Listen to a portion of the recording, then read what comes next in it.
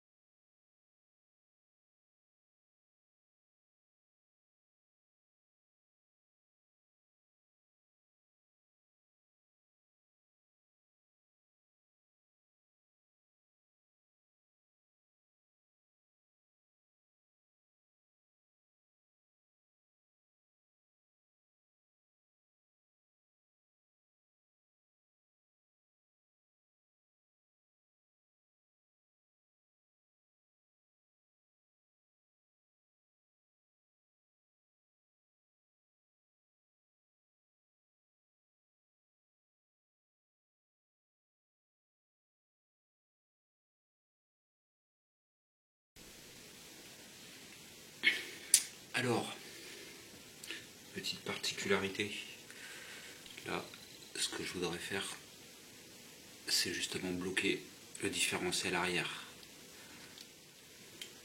Tac. Normalement, différentiel, quand ça va d'un côté, ça tourne de l'autre. Tac. Moi, ce que je veux faire justement, c'est bloquer pour que les deux roues à l'arrière tournent toujours en même temps, qu'il n'y ait pas de différence. Alors après, c'est une préférence suivant chacun. Donc là, l'opération, il va falloir attendre que ça chauffe. Et avec de la colle à chaud, bourrer l'intérieur et refermer. Comme ça, tout reste figé à l'intérieur. Et quand ça va tourner, les deux roues vont tourner après à l'intérieur en même temps. Ça annule le différentiel. Il faut attendre que ça soit bien chaud. Voilà, plus qu'à attendre. Pour tester si c'est chaud avant, faites un essai sur un bout de plastique ou un carton, voir si c'est assez fluide. Voilà. Là, ça devrait être bon.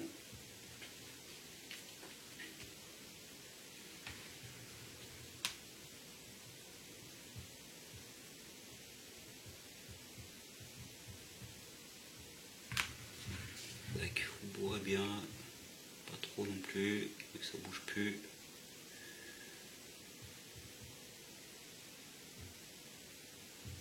Faites attention de ne pas en mettre sur les pas de vis.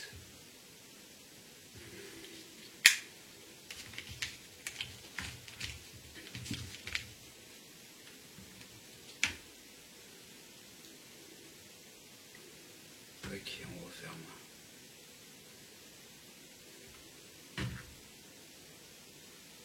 Voilà, quand vous refermez, un peu comme les roues de voiture, refermez en croix.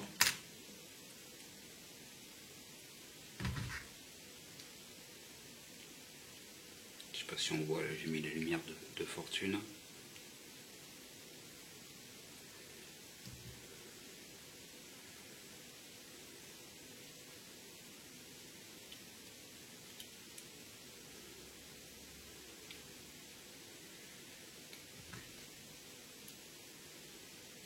sais qu'à l'époque on faisait comme ça pour bloquer le différentiel arrière. Je pense que la technique n'a pas changé.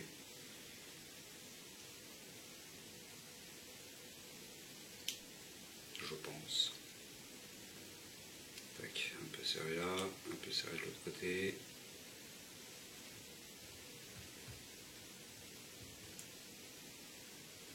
Tac. Donc, comme on a dit, ça on va jusqu'au bout à chaque fois.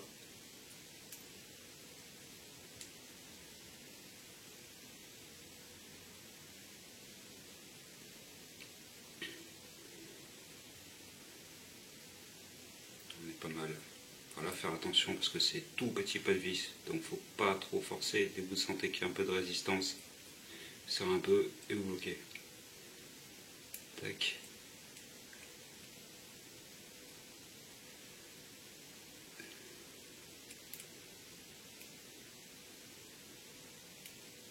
Voilà, on est pas mal.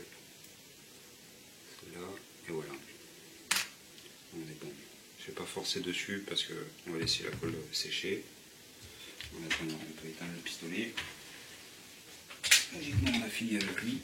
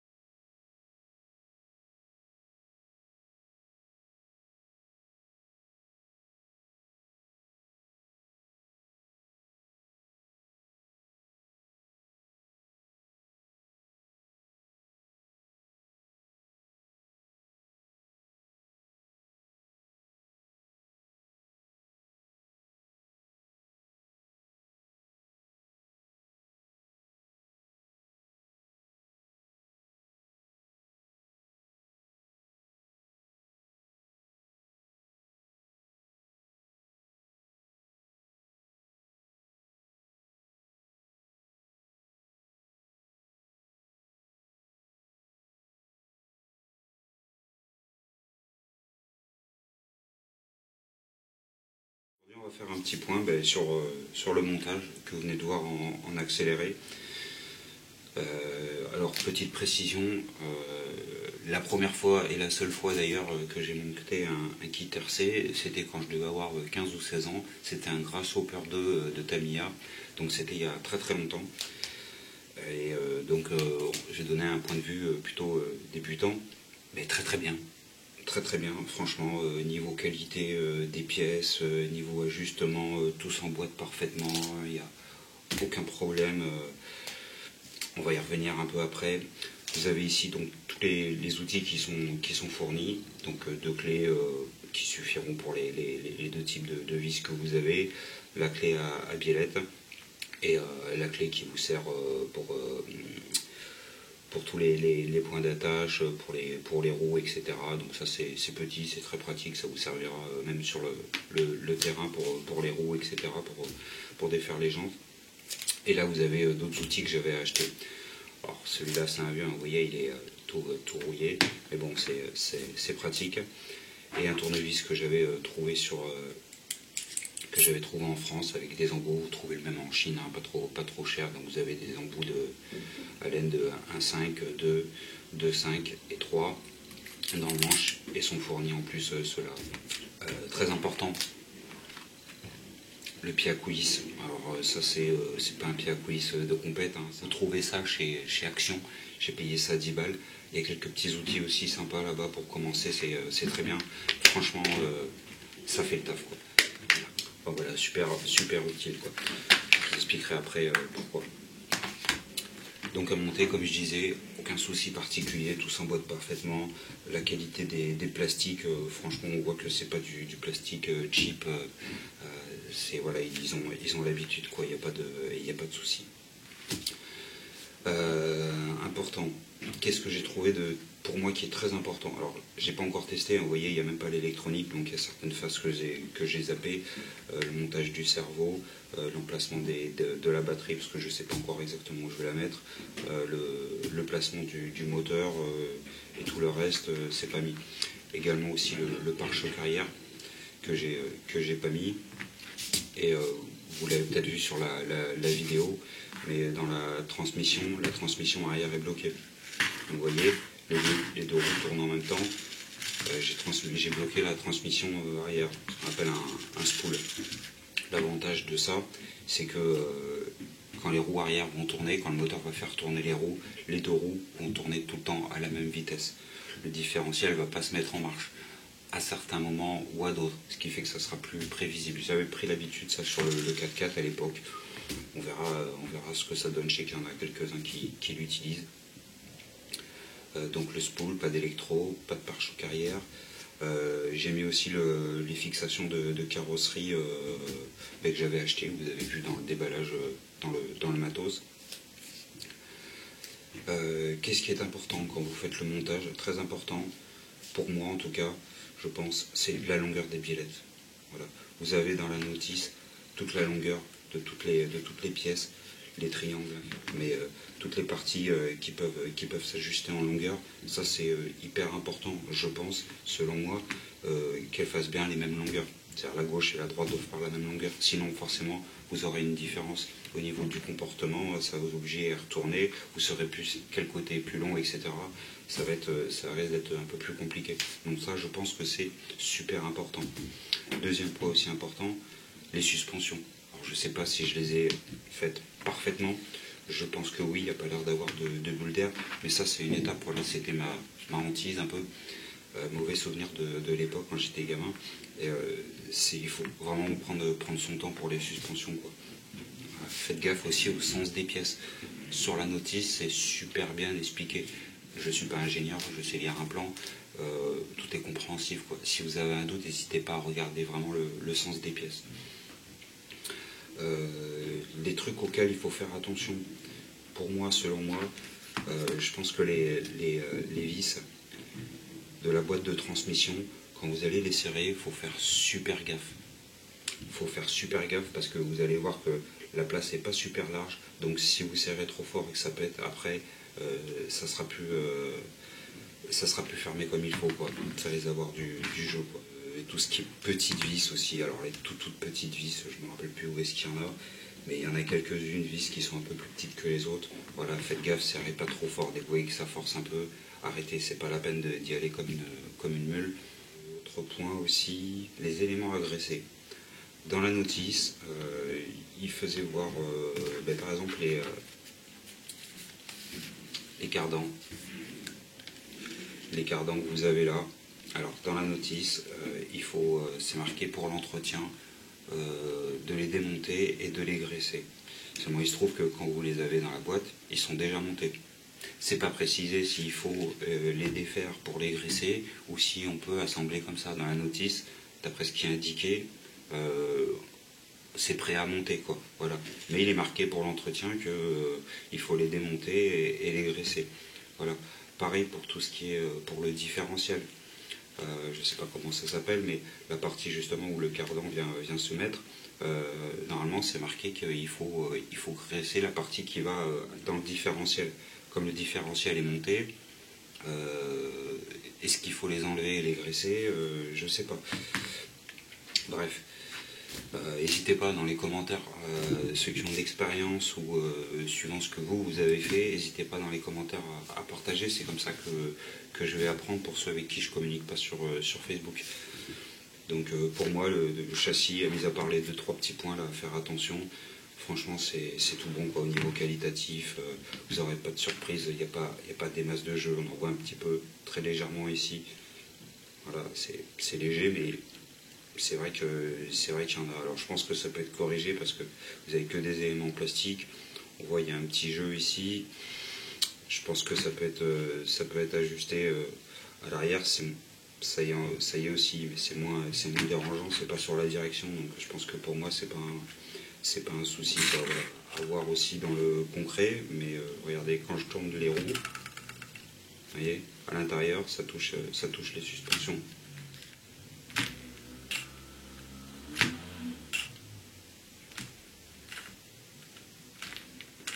Est-ce que c'est normal ou pas? Je sais pas. Est-ce que le cerveau... Après, c'est peut-être les pneus. Hein. C'est des vieux pneus que j'avais. J'ai même pas mis les neufs que j'ai achetés. C'est des vieux pneus. C'est peut-être à cause de ça. Je sais pas. On verra. Effectivement, ça touche. En tout cas, merci à vous d'avoir suivi. Gros remerciement à Nonos qui a été disponible, qui m'a aidé, qui m'a filé un coup de main, qui m'a expliqué des trucs, à Nonos et à Sylvain B. Ils se reconnaîtront, merci. Merci à vous d'avoir suivi, puis à bientôt. Ciao, ciao.